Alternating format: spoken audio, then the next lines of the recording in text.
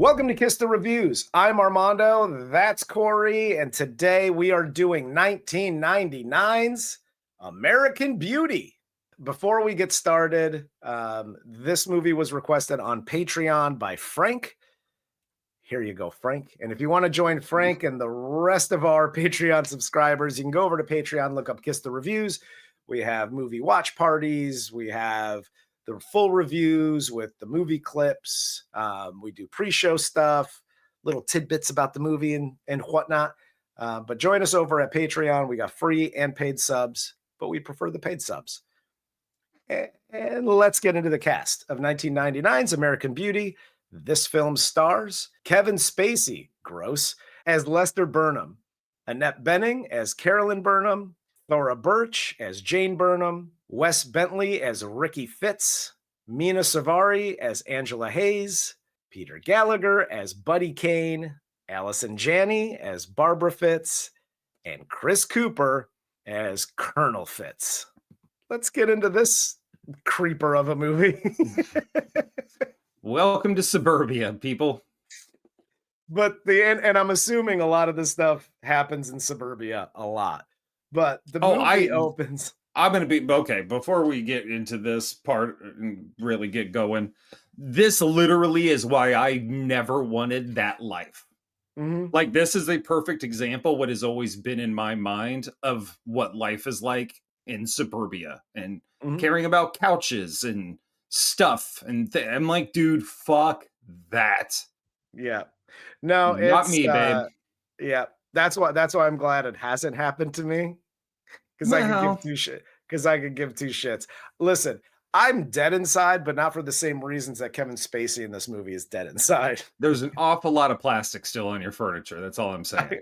The bar stools outside can let the plastic go, bro.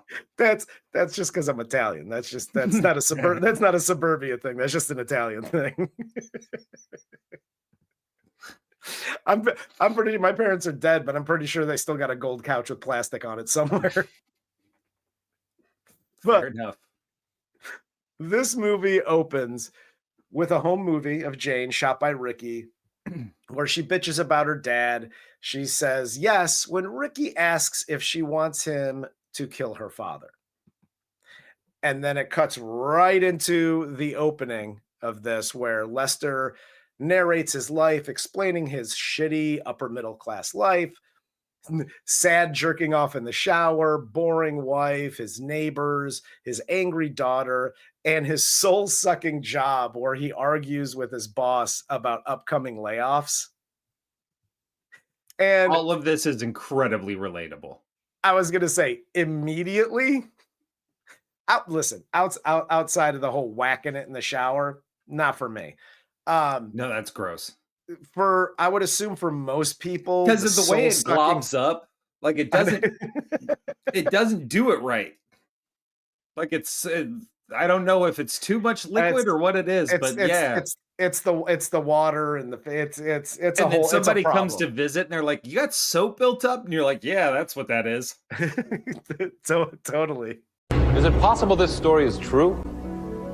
Yes, it is. I sprayed too much conditioner. It fell on the ground. Yeah, got clogged up the fucking spooky drain ghost. I got Pennywise. But no, this whole thing at the opening, I'm assuming for a lot of people is relatable, especially like the soul sucking job. How many people do you know? I know at least one who does this show with me that just had this awful, boring ex-wife. A wife at the time. Like, it happens, and it happens slowly over time. It's not like one day you just wake up and yesterday was great and today sucks. Slowly over time, this shit builds up, and then you wake up in this like hellscape of a life. It was the first time I had to go shopping at Kohl's for khakis and polo shirts for work. And I was married to a succubus that I was just like, yo. For real. Jerking off in the shower doesn't sound that bad. Hell yes. They also get new neighbors. A retired U.S. Marine Colonel, Frank Fitz, his half catatonic wife, Barbara, and their son Ricky, who creepily films everything with his camcorder. And a couple of things here. There's a lot of these movies in the 90s where it was like the creepy camcorder kid that shows up to a rave with his camcorder. He's recording people at school. Like, I know these kids at some point either grew up to be school shooters or like became like a famous director. But like, I never knew any of these kids. So as far as like being relatable, this character was not relatable to me in any way, shape, or form because I knew nobody like that. No, like you're even like to the cliched AV dork. Like I didn't know those guys. Yeah. And I know, like, I mean, I knew everyone. They didn't exist. And in my school, like, dude, if you walked around with a camera, you were called a snitch. You got stomped the fuck out. Like we didn't tolerate that nonsense. Fucking 90s style. What? Dude. Looking back on it, my public school was fucking insane. You were right. One of my favorite scenes, though, like after they show the family that, you know, moves in, you got weird Ricky filming everything, and they show Carolyn, and she's like this real estate agent, and she's trying to sell this house, and she's just not good at it. She's trying to sell this shitty house, and then everybody leaves, and she just like beats the shit out of herself. I'm pretty sure this was my first wife. Like this was the archetype for my first wife. This was literally the fakeness, the mantra tapes and shit about bettering yourself and taking control. Yeah, like Tommy LaHaren's newest fucking 6-tape self-help book or whatever the fuck psychos listen to. Shut up! Stop it, you weed, you baby! Shut up! Shut up! Shut up! Annette Bening does such a good job with this character. Like she's fucking amazing in this, and this scene kind of does you see all of that. And this movie does a really good job in set. Like there's a lot of movies that have, you know, this is like 15, 20 minutes of setup. But it does it really well, and it's paced really well, and the actors all do a great job with their setup and their characters. This movie, unlike a lot of movies that we've reviewed recently, I was like, oh, dude, the setup is all necessary. It's written well. And again, like this one, in that little scene of a minute of her crying and beating herself up and like, no, like you could fucking do it, like kind of thing, sets up all you need to know about her. Oh yeah, like this movie's weird in this sense. Like the first time I watched this, I was like, yo, she's a fucking bitch. Yeah. Like she is Karen. And now I'm watching it and it's like, dude, her marriage is falling out. She's in a loveless marriage. Yeah. She doesn't know how to talk to her teenage daughter, and she has built up, she knows she's fake. Yeah. She knows all of this bullshit around her has been built up by her, and she can't get out of it. She just can't help herself. Even when she tries to compliment her daughter at the cheerleading thing, she's like, you didn't screw up once. Like, that's not a compliment. Those are the compliments I got as a kid. Yeah, exactly. It's like, you know, that means you were set the expectation that I was going to screw up, and you're just surprised. Exactly. Well, yeah, and dude, like she's a terrible person, but you also can empathize with her because she's married to a very terrible, selfish person like she is. Yeah, exactly. Well, and you get, speaking of the cheerleading thing. So Carolyn and Lester both show up at the high school basketball game to watch Jane do her cheerleading thing. While they perform, Lester has this creepy, erotic fever dream about Jane's friend, Angela. And he also starts having sexual fantasies, like beginning that night about Angela, where she's laying in red rose petals and she's on the ceiling. And as you notice, they're all coming at you. And again, and I know we talked about this on the beginning Patreon piece. Knowing what we know now about Kevin Spacey, this was cast very well. And the whole creeper, even after the cheerleading thing where they're outside and she's like, oh, we're going to go. He's like, oh, what are you guys going to do afterwards? Or we're going to go get pizza. We're going out for pizza. Oh, really? Do you need a ride? We can give you a ride. I have a car. You want to come with us? Thanks, but I have a car. He reverts to a teenager. Yes.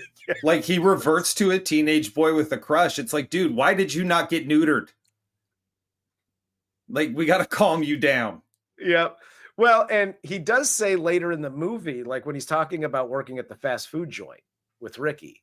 Mm-hmm. And he was like, oh, that sounds awful. He's like, no, it was awesome. Like, we hung out, we listened to music. I got laid a lot. Like, he doesn't seem like the nerdy guy when he was younger. But now, like, he's in this fucking hellscape of a life. And you like revert back to 13-year-old, like 12-year-old prepubescent, like. I also think it's funny because obviously, like, he's starting to have his midlife crisis here, and he realizes his life sucks. But also, he never strikes me as like, I was the cool guy in school either. You know what I mean? Yeah. He's like a guy that woke up and realized he was totally normal. And he just wants to start back over. Like, if I could start over knowing what I know now, where would I be? And that's what he's essentially does. Like, he just goes addled all the way. Yes. And falls all the way back into his teenage years. And I mean, yeah, I don't blame you, but also it's a lot. Listen, you can do that type of thing as long as you're just banging like people around your age and not like chasing 17-year-old girls. No, like the women you're gonna pull as the drive-through guy at Happy Time Burger or wherever the fuck he works, it's not great. You're gonna be very disappointed if you're like, the burger gig is why I got laid all the time. It wasn't. It wasn't. And even if it was, that's because that's appealing to a kid that age. Like, oh my God, he's got a job. Like, if you find a girl with daddy issues and you have a job at 16, you're in that shit by midnight. I think you just became my personal hero. Then we cut to Angela and Jane. They're talking in the car while Ricky films them from the dark. He gets caught by Jane. And Jane then starts to get into Ricky. And the main reason she gets into Ricky is he's the only one that doesn't want to bang Angela. He's like actually like interested in her. And she's like, oh, like you think Angela's gross. And like, she just has someone paying attention to her. That's it. And we get the scene. Teenage girls suck. The teenagers period suck. Just, we sucked when we were teenagers. I was fucking awesome, dude. I worked at a Buffalo Wing place. I got laid all the time. I listened to music. I had a Trans Am. It was fucking dope. But you get the scene with Colonel Fitz meeting his new gay neighbors, Jim and Jim, and he don't like the gays. And this is, even when I first saw this movie, we're talking 99, so I was young. Didn't know a lot, didn't have a lot of life experience, but when this scene comes up after he meets Scott Bakula and his husband, and then he's in the car with Ricky, and he's like, I don't like the gays, and why you got to put it in my face? The Alex Jones white power hour. Exactly. But when I saw that scene, I went, oh, he's gay. Like the self-loathing is dripping off the screen in this. And anytime I have anybody that has that strong of an opinion about anybody, unless they've like attacked you, I'm like, oh, you hate them because like secretly you are them or you want to be them or whatever. Like I always go there, and this screams that immediately. Oh, 100%. And that was back when I didn't know 100%. anything. My favorite part of this scene is when Chris Cooper says, "Don't placate me, boy." And then he literally placates him. Like, "I'm sorry, sir. I fucking hate them too, sir. Fucking the hate speech." And he's like, "Well, me too, son." It's like he's literally placating you. How do you not see that? Because I have never seen anybody so worried about their kid being gay since my father. I know.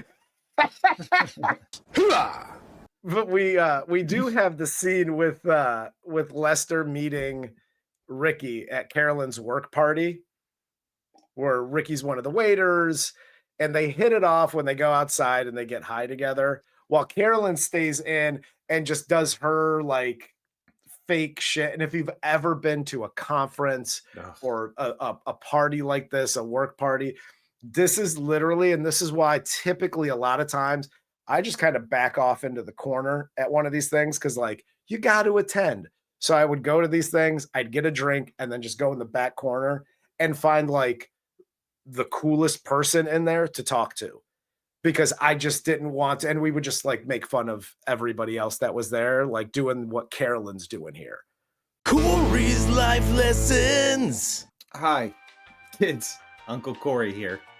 If you find yourself at a workplace function like this, especially a multi-conference thing, you can take Armando's advice and kind of back off into a corner, find somebody maybe to talk to, blah, blah, blah. Or you can do my approach, which is to be the most annoying person in the office in every conversation. Like, oh, ooh, my God, you're naughty. Oh, my God, that's crazy. How many kids? Oh, that's so adorable. That's what I do. I have so much fun. That is something that I would do now. Mm-hmm. Like early on in my career, I thought it was all gross, and I was just like, oh, I'm just gonna go over here. I think I would do that now. Or you could also do something else, which I like your thought process. Or you can totally like alpha the shit. And if they're like, well, yeah, I sold 17 houses. Like 17 houses? You got to 10x that shit, dog. What are you doing? You're doing something wrong. You wake up at 6. I'm up at 3 a.m. I listen to 4 books on triple speed by 6 a.m. By the time you wake up, I've listened to 4 books. I'm up at 4 a.m. From 4 to 4:20, I do a book on double speed, and then we shift into Mind Palace, which is 20 minutes of co-creating our best bodies. Just you find the biggest alpha in the room, and then you over alpha them. Yep, you go prison rules. Yeah. You go over, just take his cornbread. You're like, it's my fucking cornbread. This is my cheese and crackers now, bitch. I go like get your own. That is very you. You just walk up to somebody and just take the little tiny plate with just crackers and like olives and shit on it, and you just take it out of their hand and you just start eating it in front of them. My cocktail weenie, bitch. It's my coconut shrimp, cousin. Oh my God. This is my bottom shelf vodka and Red Bull. Go get your own, stupid. Just tip it over. Stupid drink. When after the party, when Lester and Carolyn get home, Angela's there with Jane. She spends the night. Lester listens in, like on the outside of the door, to Angela talking to Jane. Angela is fucking with Jane, telling her that she would bang her dad if he just worked out and he got a little bit of muscle. And Lester immediately goes into the garage, grabs his weights, gets naked, and starts working out. Which, by the way, I'm going to go ahead and do this for everybody. Don't do that. It's not good for you. Hi, creepers out there. And, you know, your life might not be like American Beauty. Okay? And it better not be, especially Kevin Spacey's character. However, if you decide like, hey, there's a chick that's kind of into me, maybe you overhear a conversation and she's like, he's a little attractive. Maybe if he worked out and had a little muscle tone to him, you know, we could do something. That's cool that you want to go right to the garage and start lifting weights. First of all, he grabs these like 2.5s and he's just going to fucking town. That's fine. Start small and work big. Never work out. Don't just strip down. What are you doing? You listen, you can't, and I don't care if you're a guy, if you're a girl, you can't just work out with just your bits out. It's just, it's not a good look, especially if you haven't been working out. Don't do that. Get a t-shirt and some basketball shorts. That's the dress code. Okay. Good fairness, that's how you get into a pool. So I totally disagree. I work out naked just like the dude in Die Hard 2. I do my kung fu routine naked. Hey, if you look, that's on you, dog. You better get ready for the show. Well, that's the other thing. If you're going to do that, I know Kevin Spacey's life sucks, but it doesn't suck your brain completely out of your ear hole. You know, you see the reflection of yourself, but you also know that's a window, dog. What are we doing here? You're not that stupid to go, oh, this is like a mirror thing. I could see myself, but they can't see it. Get a fucking curtain. I think Who's it's not great. putting curtains? I think it's great motivation. Like they're gonna see my fat naked ass in this garage every night. I better make it look good. I don't want to see my fat naked ass. Okay, it Let works alone too because anybody Chris else. Cooper comes over later and is trying to get some dick. It totally works. He's catching ass all over the place. That's fair. That's fair. But we do get more Angela dreams from Lester as he jerks it next to his wife as she sleeps. This is a great scene. This is one of my favorite scenes. She wakes up, they argue about their whole shitty relationship, and this is where, and again, I hope your life isn't like Lester's. But if it is, there's a brick wall that everybody hits where you're just like, you know what?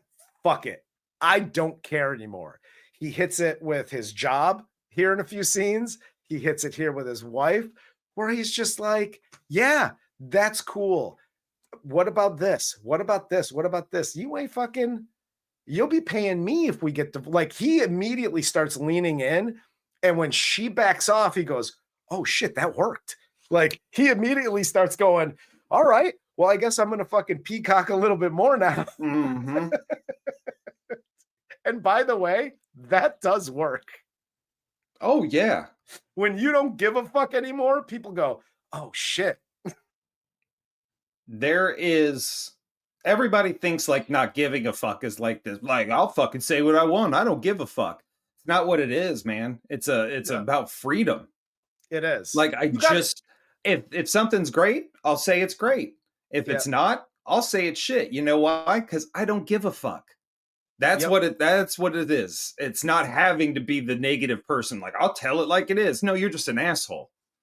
Yeah. But having the freedom to not care truly what people think of you, the situation you're in, just like, I'm done. I'm doing me. That's such a great feeling. You got to bring receipts. Like, you can't just willy-nilly say whatever the fuck it is. Like, he brings receipts to these conversations, whether it's here with his wife, here are a few scenes with his wife, where he's at work with his boss. Like, he brings receipts and he's like, listen, I have leverage. You can't fuck with me anymore because I've realized that I have leverage. And the best thing is leverage. Yeah. 100%. And by the way, if you pull off what he pulls off, like you get a $60,000 a year severance, full benefits, and you went out and got a second job working fast food, and your wife doesn't like blow you that minute, you're not in a good marriage, dude. She doesn't appreciate what you have working in your brain parts. Yeah. And right after this fight with his wife, Lester, he starts buying weed from Ricky. Yep. He continues to work out because that's a thing now. And this is where his boss attempts to fire him. He blackmails Brad into giving him this huge severance packages, and he gets the job at the fast food joint. And Carolyn starts having an affair with Buddy Kane, her real estate rival.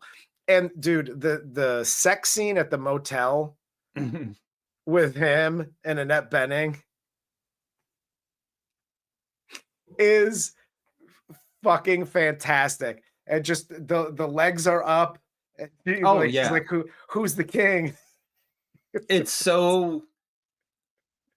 I love this scene for so many reasons. One, the sex scene's fucking hilarious. Yes. But two, the after sex conversation that she keeps trying to have. That was exactly what I needed. The royal treatment, so to speak. Like, if you've ever slept with an older woman who's kind of like been tied down like this. Yep. And is suddenly like broken free and rediscovered herself. This is how it got. Like, we were so bad. Oh my God. I'm hungry, but maybe I'm hungry for something else. It's like, dude, shut the fuck up.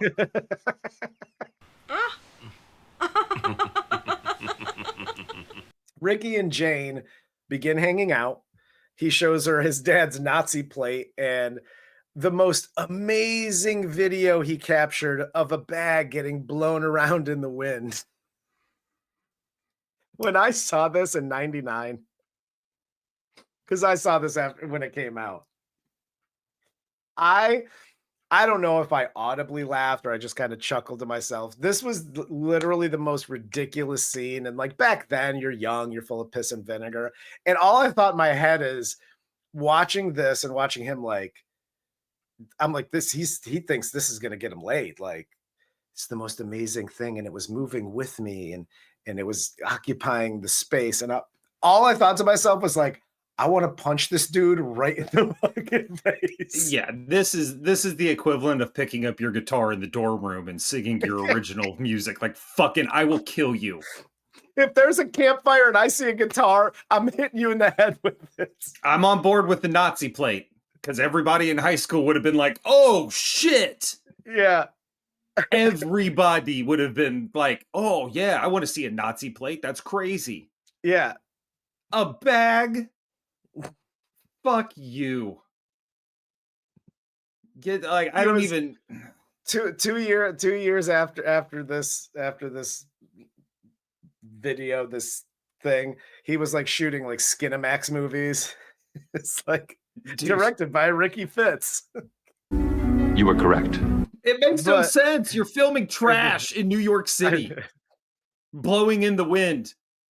We've both lived in New York. We know exactly how the fuck that looks, and it's disgusting, and it stinks, and it's usually coming off a homeless woman's ass because that was her diaper fucking 3 days ago. Do you know any New York trash bags I've seen? You're fucking talking to one of them, okay? But fucking facts. Carolyn and Lester's relationship continues to decline. They break down at dinner one night in front of Jane. Jane's tired of the drama. Carolyn smacks the taste out of her mouth after this whole like thing. You got Kevin Spacey throwing, he's like, green beans, and he throws it up against the fucking dude. I loved Kevin Spacey in this scene. Again, they're outside of the pederast creepiness of it. I related mainly because I had my midlife crisis at like 25, unfortunately, or my awakening. But this it's so relatable. Like, I am fucking sick of being overlooked every fucking time I open my mouth. And dude, the amount of in-law tables I would have overturned if I was in Kevin Spacey mode at that time, it'd be insane. Absolutely. It's a good thing they were Jesus freaks because they'd need a motherfucking carpenter because I'd have broken every fucking table. Oh my God. Well, we while filming Jane's boobies here from his window, Ricky's father comes in and beats the ever-loving shit out of him for going into his like little curio cabinet and going through his stuff and showing the Nazi plate and yada yada because he thinks he like stole cash or something. And after he beats him, he realizes, because he was like, I was showing that Nazi plate to my girlfriend to try to impress her, like, look what my dad has. And there's this look of like, oh shit, like that makes way more sense than, were you looking for money where all of my like historical items are located?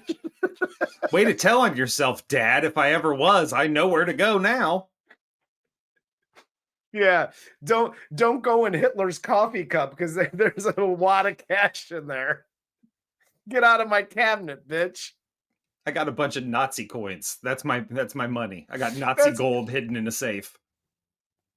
He's got his Nazi gold and like porn. Like that's it. That's all in his curio cabinet. Gay porn and Nazi gold. That's where he might actually be a Nazi if he's just got gay porn and Nazi gold in there. That is a true blue American Nazi, buddy. Oh my God. But Lester then buys himself some toys.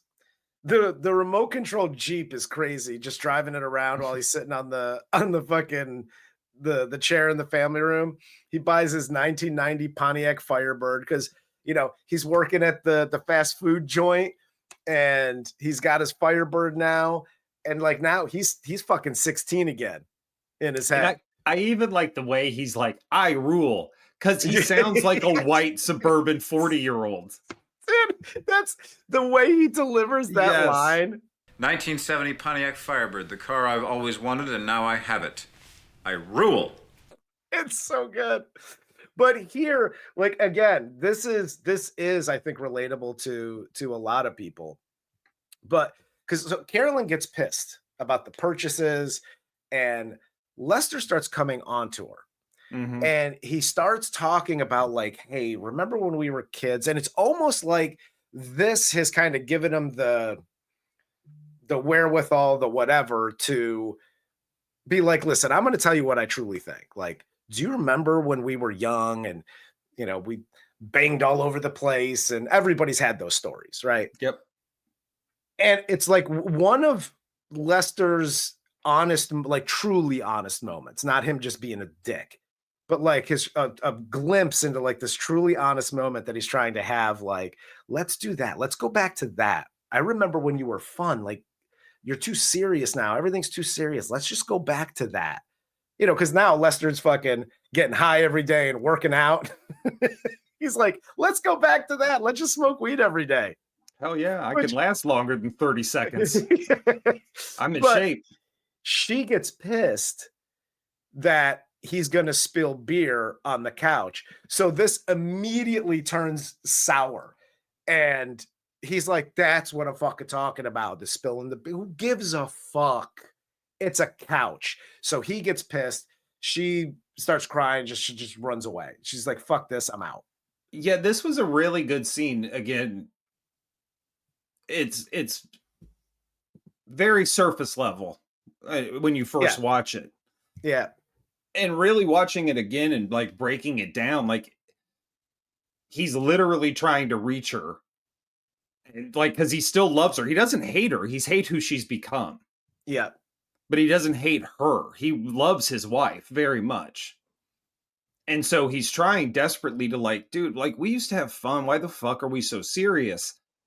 And when she doesn't even register what he's saying to the point where they're about to have sex on the couch, and she's kind of into it.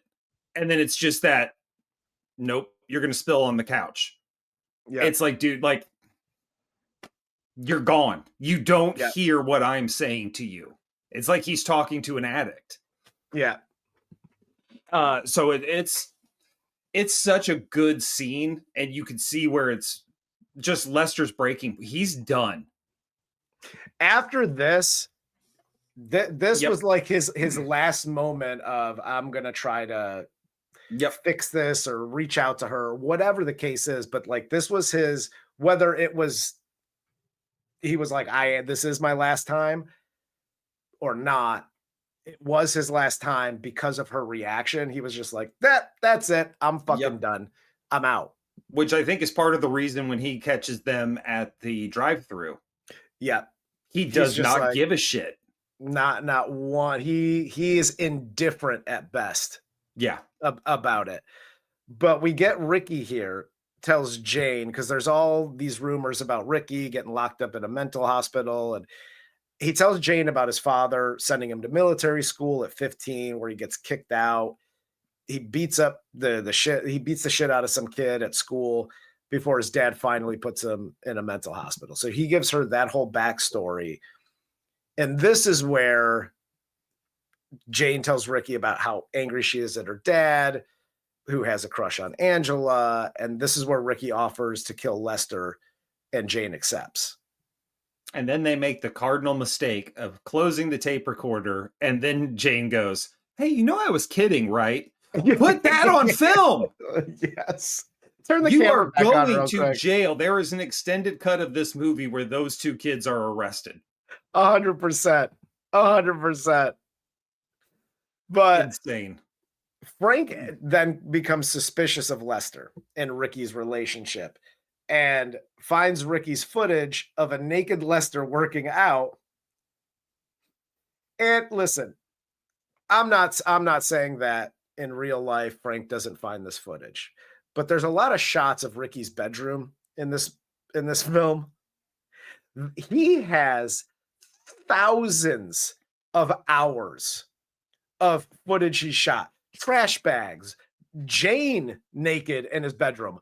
Pretty sure he shot them having sex too, because he's that kind of guy. Dead birds. Just thousands of hours of footage in his room. But Frank finds the 20 seconds of naked Lester working out. Yep. And I know how camcorders work. There's built-in mics, okay? When he's filming Lester, he even says like something. Welcome to America's weirdest home videos. Which would lead me to believe if you heard the audio piece to that, you wouldn't go, oh, he's banging the next door neighbor. You'd be like, oh, he's making fun of the next. You would have thought of 1,000 other things versus he's banging my son. Yeah, Chris, again, leading into the fact that Chris Cooper's gay in this. Like, it's almost like he doesn't want Ricky to be gay, but he really does to justify him being gay. Yeah. You know what I mean? Because that's the first thing he's constantly going to. Everything Ricky does is for that queer stuff, and it just doesn't make any sense. Yeah. It makes no sense whatsoever. Like, he's just pulling it out of thin air. Yeah. No, he's pulling a lot of things out of thin air. And again, if your brain works well, which Frank's doesn't, and you see this video of naked Lester, lifting his fucking 2-pound weights. And then you see your son going over to bang him or suck his dick or whatever. He's going to sell him weed. These two windows in the garage are a decent amount apart.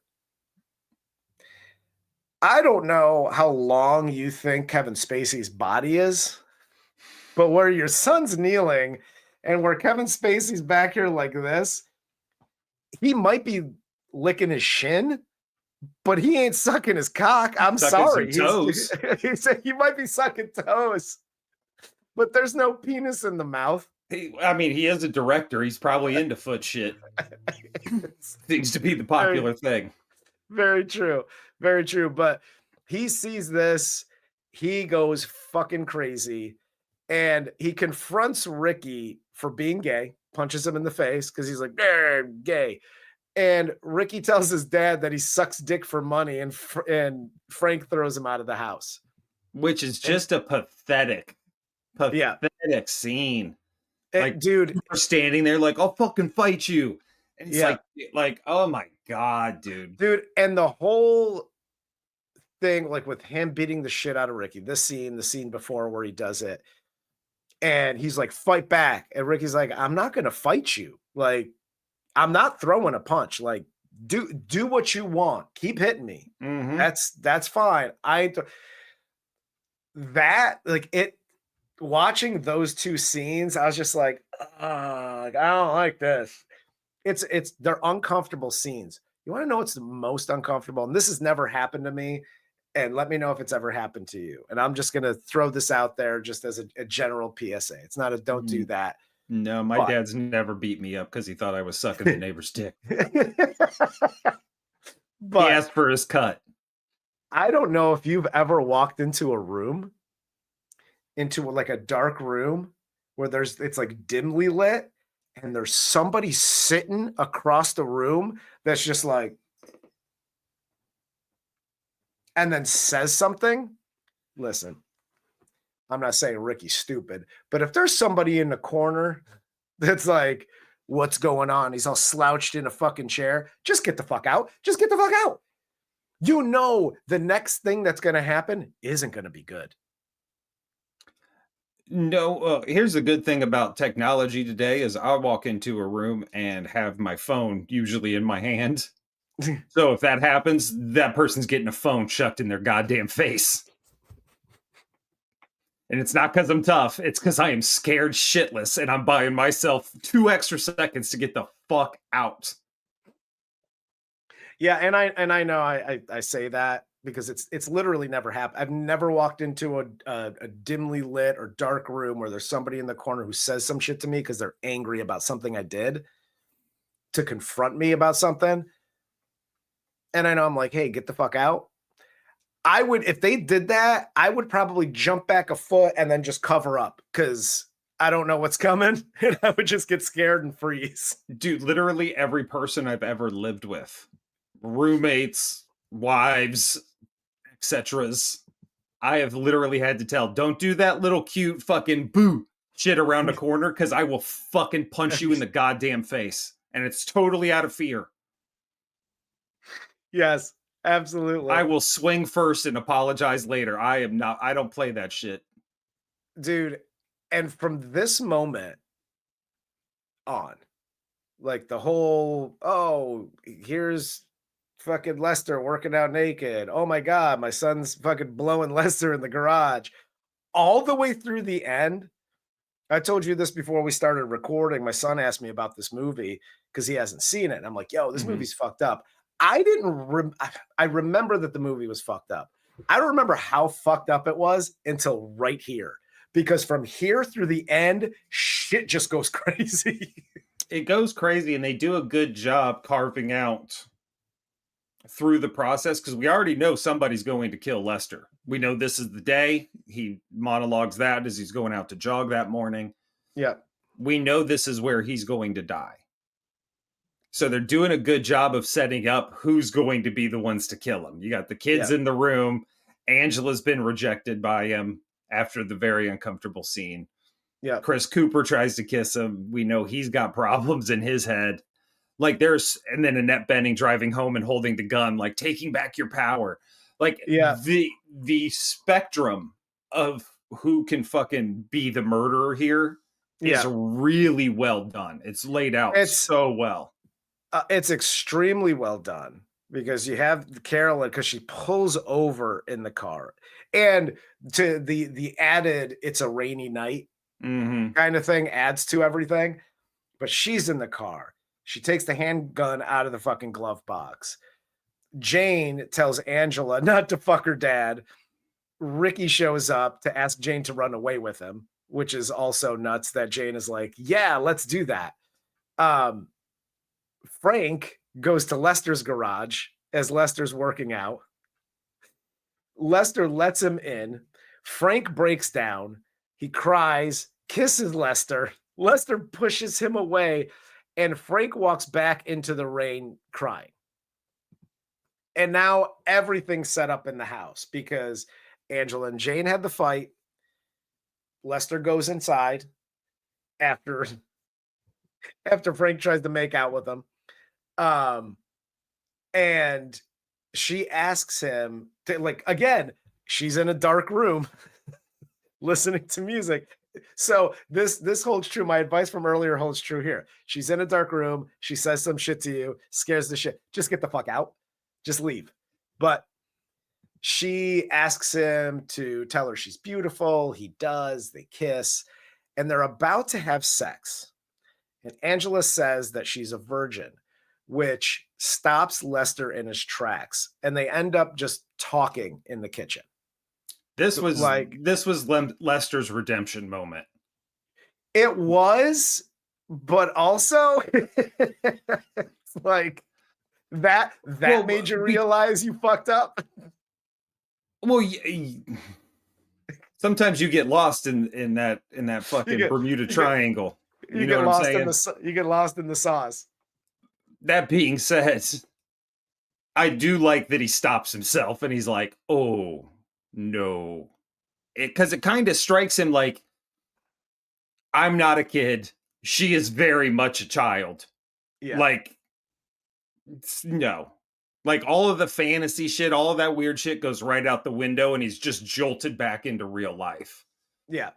And the fact that it's not like, I'm so embarrassed by this, and she covers up, and he's like, you can't fucking tell anybody. You can't fucking, like, he just sits her down and has a very, like, adult conversation with her. Like, how's my daughter doing? She fucking hates my guts. I don't know. Yeah. And Angela reciprocates and does. She's not acting weird or like she is acting like, oh, I don't want another sandwich, but she's not like, I gotta go, and runs out of the house screaming. And the first time I saw that, like, listen, this scene right before he stops is so agonizingly uncomfortable. When he starts pulling her jeans down, I'm like, oh, they're gonna show this shit. Ugh. Yeah, like the first time, like I was even. Ugh. Yep, like it is so, and even watching it now and knowing what happens, still uncomfortable. And then he stops. They have the conversation, and you're right, they do, and it isn't this weird. Like she feels it's awkward at first, and then they just start having a normal conversation.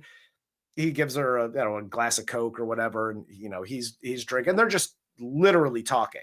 Yeah. And you have Carolyn coming back. Angela goes to the bathroom. Lester then, and again, he has the attack of conscience. She goes to the bathroom, and it kind of gives him a second to like fucking gather himself. Mm-hmm. And he picks up the picture of his family, and he's like looking very like longingly at the picture of his wife and his daughter when they were younger. And somebody comes up from behind him as he's looking at the picture, shoots him in the back of the head. And then we get the ending, which is, Ricky and Jane coming downstairs. They find his body, and Ricky creepily smiles at the dead body. Okay. If you were like, hey, I'm Jane, and I'm totally going to go like run away with this drug dealer guy, and we're going to be fine because he's got $60,000 or however much money he said he had. Okay, cool. I'll give you the pass on that. The minute you see him get this close to your dead dad, whose brains are blown all over the kitchen wall, and start smiling at him, just rethink that idea of running away with him. Yeah, I know he's talked like with the whole bag and like I film dead things because they're so beautiful and you get to see God, and God will sometimes look back. Yeah. Cool. This isn't theoretical, motherfucker. That's my dad with his brain spread all over the fucking wall and a giant goddamn hole in his head. Yes. Stop gazing at him. Like he looks like he's getting horned up. Dude, 100%. He looks aroused. It's really, really like it's Mena, Suvari, Kevin Spacey uncomfortable. Like, what are you doing? And how is this just okay? Like, get away from my dad, you sick fuck. Like, she should have turned right here. I know we use, and I know I use the term creepy a lot and probably overuse it. I know people in general use the term creepy. They overuse that term. But man, if there was a situation or a scene that describes creepy to a T, it's fucking this one. Yeah. This was, I think it's pretty accurate. Rough. But you have now it starts shooting and showing because you get another narration from Lester, during which we see everyone reacting at the time of the gunshot. You see Frank getting back home. He's covered in blood. And Lester basically ends the movie saying that despite his death, he's happy because there is so much beauty in the world. I think Lester's just happy because he's fucking dead. He doesn't got to deal with shit anymore. Lester is now a plastic bag. Lester's a spooky ghost. Yeah. Which is all everybody ever wanted to be. Yeah, basically Lester said like, hey, we're all going to die. Just, have fun with it. That's the moral. That's the moral of the story. Yeah. If 17-year-olds, have had sex at least once, have at them. That's the message I heard. Yeah, I'm going to say this about the movie because I know we've obviously brought up the whole Kevin Spacey thing. And do you watch movies that Kevin Spacey was in? Do you not? I like to separate art from artist, but Kevin Spacey, if I can make a quick analogy, Kevin Spacey is like the wide receiver or the running back that always gets into trouble and is always getting arrested. But you're like, God damn it, when he gets on the field, that motherfucker could go. He's a baller. Yeah, he's basically the 1990s Cowboys. Yeah, that's exactly it. It's like, I hate that I love his movies so much, but he's so talented. And I know that doesn't erase anything else, but God damn it, when I see these movies, and I know the support, it wasn't just him. The supporting cast is fucking amazing in this. But oh yeah. Well, like, the story is good. Everything that's laid out is good in this movie. It's not like we were watching K-Pax. And well, I was exactly. just like, Kevin Spacey, for me, is one of these guys where it depends on the role again. Like, can I watch Baby Driver and be like, oh, it's a good movie? No, he grosses me out in that movie. Yeah. Can I watch this or The Usual Suspects? Yeah. Because one, he's supposed to be creepy in this movie, and in The Usual Suspects, he's not. He just plays that role really well. Like, would I ever watch him as Frank Underwood? No. That's a creepy role. He's gross. It was a great show, but also...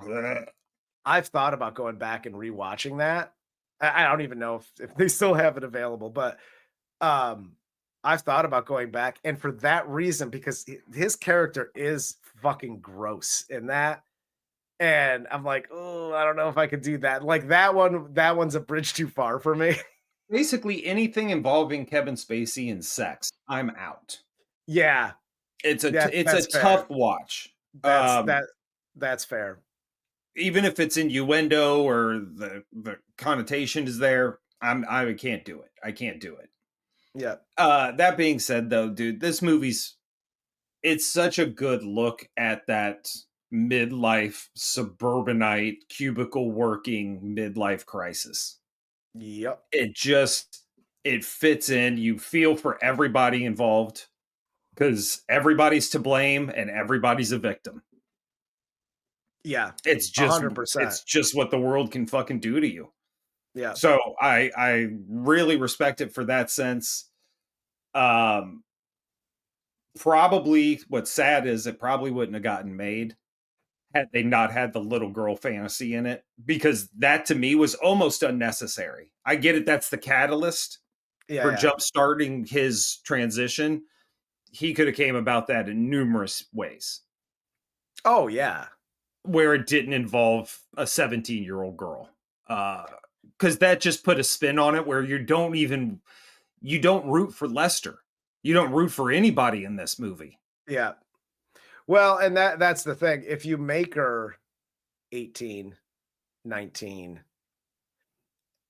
Lester is truly like the victim of this whole thing. But because of that, there's literally not a person that you can really like in this movie. No. At all. Like everybody's got their bad shit. Whether it's a reactionary, whether it's they're just a bad fucking person or it's over time. Everybody's got their bullshit baggage. Even Angela. is like this conceited, like I'm so hot, and she's just got this air Yep. about her, but inside she's just like this insecure teenage girl. Like, Oh yeah. but that projection, like all of it is so good and it's so well written that like at the end of this movie, you're just like, fuck, like I haven't seen this movie in so long. And then we got to the end, and it's almost like I forgot what happened at the end. Like I said, I know it's the ending's fucked up, but it's almost like I totally forgot and I was watching it for the first time again. Cause I was just like at the end, 2 hours. And I went, like, I still had to take a breath at the end of this movie. It plays a lot like a horror movie. Like there's a lot of build up, lot of build up. Side things are happening and causing things to spiral. And then when it does spiral, it blows the fuck up. Yep, exactly. But no, this movie's fantastic. But that's all I got. What else you got for us? Anything? Man, you know what I'm gonna tell you to do. Go check us out over at calibrationmediagroup.com. If you need to, and you're an old head, www.calibrationmediagroup.com. That is our podcasting network home. Would that be the World Wide Web? That would be the World Wide Web. Good job. Okay. Interrupt me again. Fucking watch what happens. I'm Colonel Fitzen, bro.